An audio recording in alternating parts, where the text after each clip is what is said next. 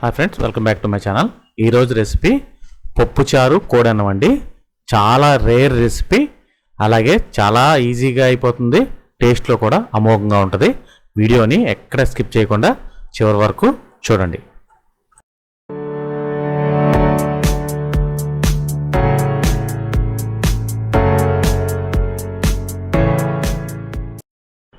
ఇప్పుడు ప్రిపరేషన్ చూద్దాం. ముందుగా స్టవ్ మీద ఒక కడాయి పెట్టుకోండి.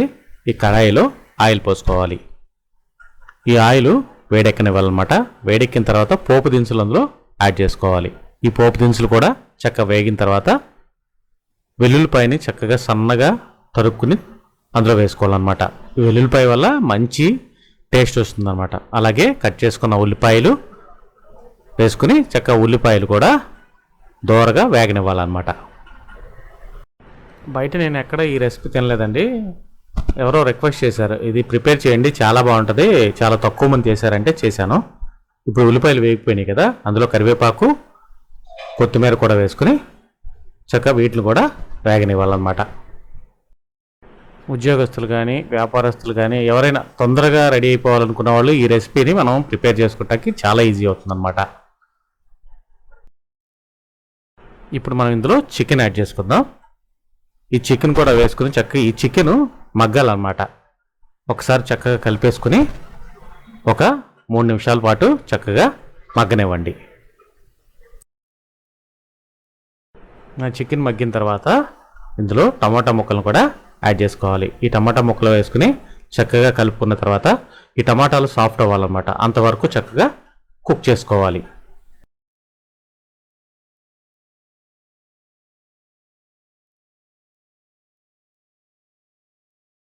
ఇప్పుడు మనం ఇందులో పసుపు, అలాగే కారం,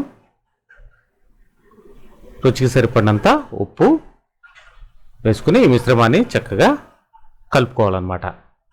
ఈ ఉప్పు, కారం, పసుపు ఈ మొక్కకి బాగా పట్టేటట్టు చక్కగా కలుపుకోండి.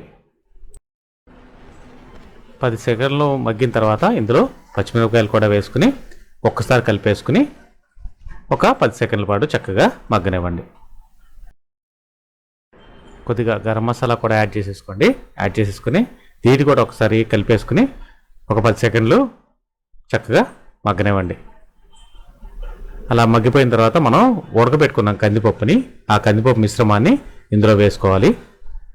ఇదే మనకి మెయిన్ అన్నమాట. చక్కగా వేసేసుకుని ఈ మిశ్రమాన్ని కూడా బాగా కలుపుకోవాలన్నమాట. ఆ మిశ్రమాన్ని చక్కగా కలుపుకున్న తర్వాత ఒక 3 నిమిషాలు కుక్ చేసుకోవాలి. చూడండి, ఈ విధంగా ఆయిల్ పైకి వచ్చినప్పుడు మనం రైస్ కుక్ చేసి ఆల్రెడీ పెట్టుకున్నాం. ఈ రైస్ని మనం అందులో యాడ్ చేసుకోవాలి.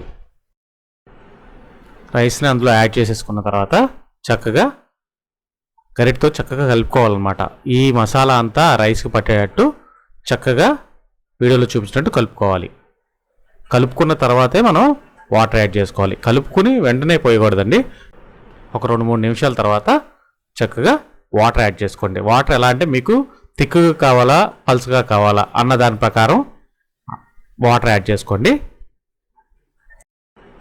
మరీ పల్స్గా లేకుండా కొద్దిగా దగ్గరికి అయ్యేటట్టే ఉంటేనే ఈ పప్పుచారు కూడాను చాలా బాగుంటుందండి. ఇలా వాటర్ వేసేసుకుని చక్కగా ఒక 5 నిమిషాలు లో ఫ్లేమ్ మీద కుక్ చేసుకోండి. అంతే, మన పప్పుచారు కూడాను రెడీ అయిపోతుంది. చాలా చాలా బాగుంటుందండి. వేడివేడిగా తింటే చాలా అద్భుతంగా ఉంటుంది. ఇందులో చక్కగా కొత్తిమీర గార్నిష్ చేసుకుని స్టవ్ ఆఫ్ చేసేసుకోండి. వీడియో నచ్చిందా? అయితే ముందు లైక్ చేసేయండి. లైక్ చేసి మీలో ఎవరైతే ఫస్ట్ టైం చూస్తున్నారో వాళ్ళు సబ్స్క్రైబ్ చేసుకోండి. వీడియోకి కామెంట్ పెట్టండి, షేర్ చేయండి. ఇలాంటి మరిన్ని వీడియోలు మీకోసం నేను చేస్తాను అన్నమాట. Thanks for watching.